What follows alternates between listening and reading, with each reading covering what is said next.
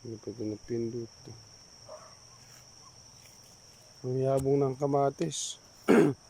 Mga bulaklak nito. Inuubo pa ako. Hoy, kilala ko ng aso. Boy! Magandang hapon, boy! Ang ganda ng tanim mo.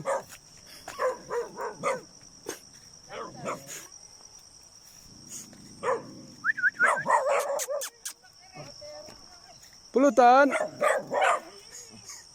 Ayun, andun pala yung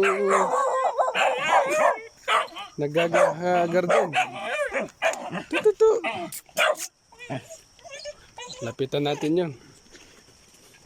Ito, mabait yung aso nila, oh. Oh. Tutu, dugi, dugi. Pampulutan. Pampulutan. Oh. Oh, sandali ito eh. Huwag. Lapitan ko yung may-ari ng garden na to.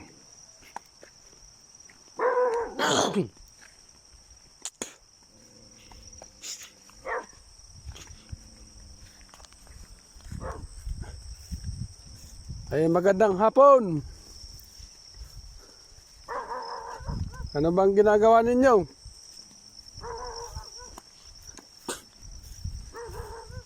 Nako ay ano?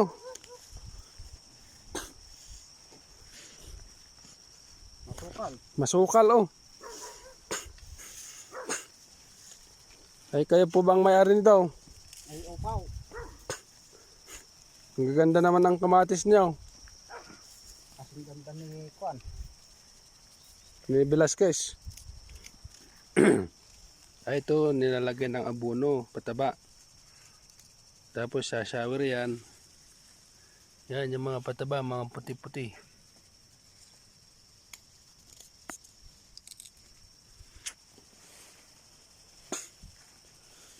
Kahirap palang magganyan, no? Kaya nga, oh. Mahirap mag-tali, oh. Pwede po ba kayong ma-interview saglit? Ay, opo. Ano pong ipaglilingkod ko?